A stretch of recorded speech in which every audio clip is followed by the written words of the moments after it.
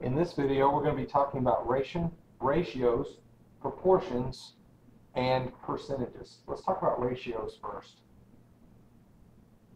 Again, remember, I'm not trying to teach you all of it. I'm just reminding you of the skills you've had in the past.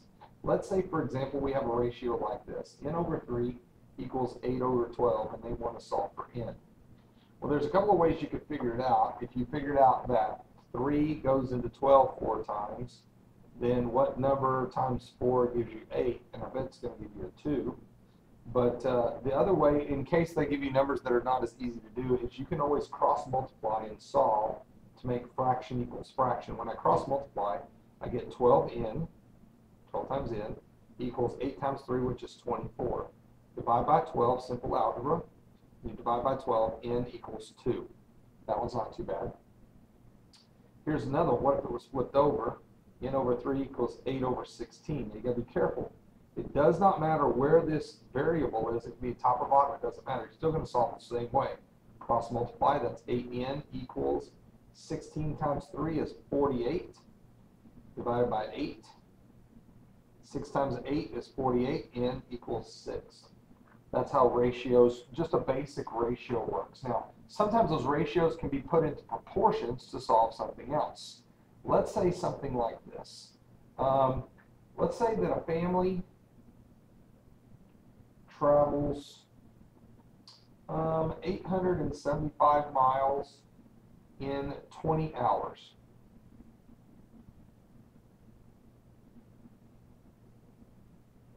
How much did they go in 15 hours? Well, you can set up a basic ratio or proportion to figure that out. In 20 hours, they go 875 miles. Now notice I put hours on top, miles on the bottom. So I have to match over here on this one. Hours is 15. X miles, that's what we're looking for there. How do you solve that? Cross multiply. So 20 times X, that's those two, equals 875 times 15 is 13,125. Divide by 20.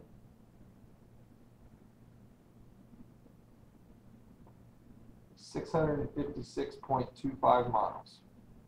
So you just set up a ratio to solve.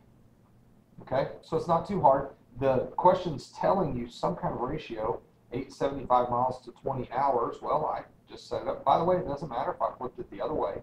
If I had miles on the top or hours on the bottom. As long as hours is on the top of both of them and the units are matching, you've got it.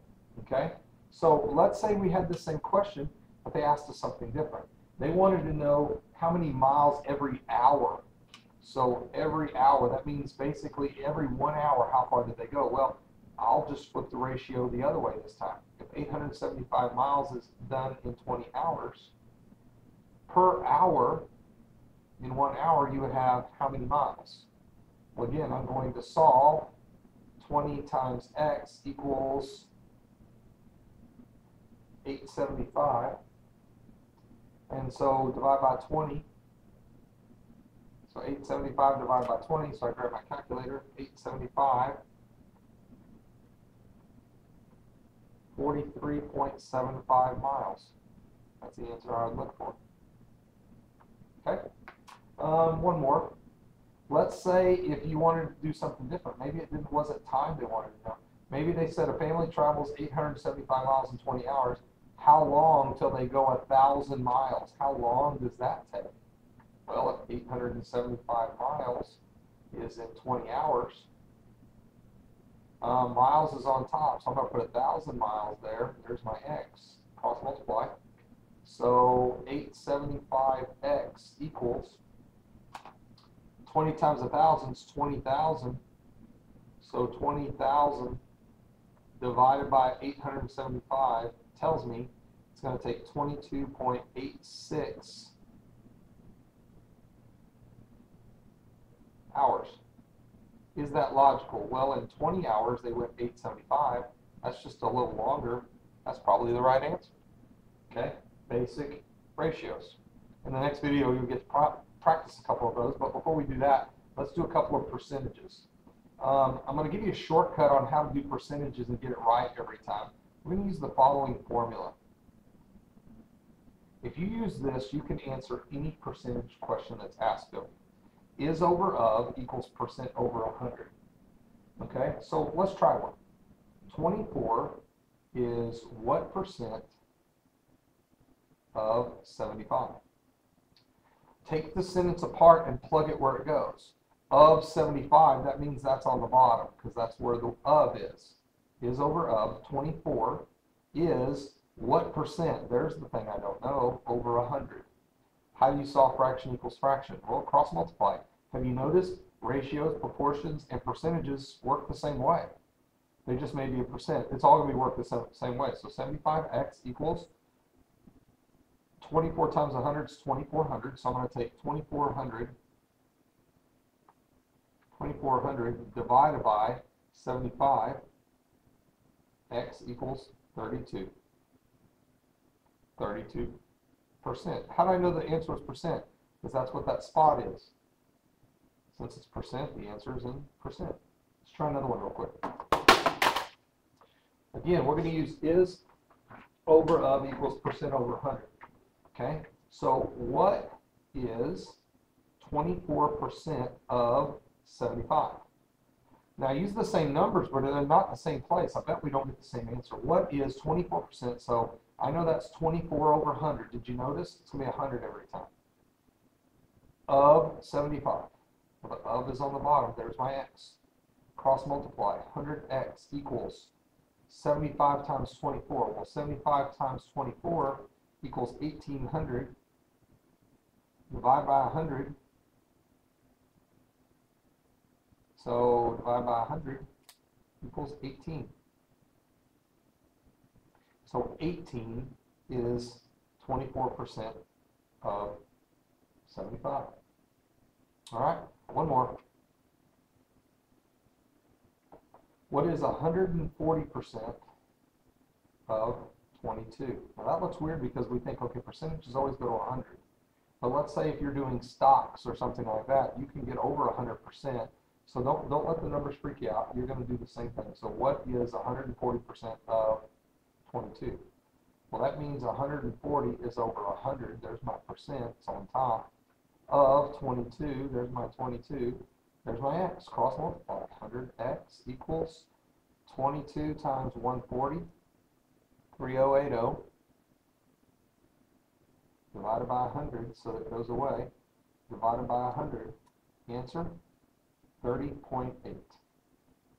30.8 is 140% of 20. So how do I know that's right? Well, 140% is above 100%, right? So this number should be above this one, and it is. So I can tell that that's probably right. Now, many times they don't ask it like this. They'll ask it more in a word type problem. So here's an example. Let's say a very expensive DVD player is $295. It's on sale, 25% off. What's the cost? All right. So we're going to do is over of equals percent over 100. Now, if it asks what's the new price, you got to think for a minute. Is 25% how much I'm going to pay for? No, I'm going to pay for 75%. How do I know that? Well, 100% minus 25% is 75%. So I'm going to pay 75% of what it costs. What's that answer going to be? It's $295. So I want to know that. Okay, so let me say that again. The discount is 25%. Now, if they ask me how much is it discounted, that's how much I'm going to save. Then I put 25 there. We'll do that math next. But if I want to know what the new price is, I'm paying for 75% of that thing. So 100 minus 25%, that's how I know to use that. Cross multiply, 100x, that's those two, equals 295 times 75, and that's 22, 125 divided by 100 equals $221.25. That's how much I'm going to pay. That's how much it's going to cost me. Okay? And so what happens if the question wasn't, what's the price? How much did you save? Well, then I would do the same math, except this is going to be 25%. Okay? Now, if I wanted to real quick, I could take 295 minus the 221.25, and that's how much I saved. But I don't want to work the problem twice. So if the original question said that, then I'm going to work this problem. It's $295 times that. So I'm going to take 295 times 25 divided by 100. That is a savings of 73.75. It's going to be very important that you pay attention to what their question is. If they want to know how much you save, that's the discount. So that's the 25%. If they want to know what the new price is, I don't want to know what the discount is. How much did I pay for? That's why I subtracted in the first one. In the next video, you're going to practice some of these proportions, ratios, and percentages.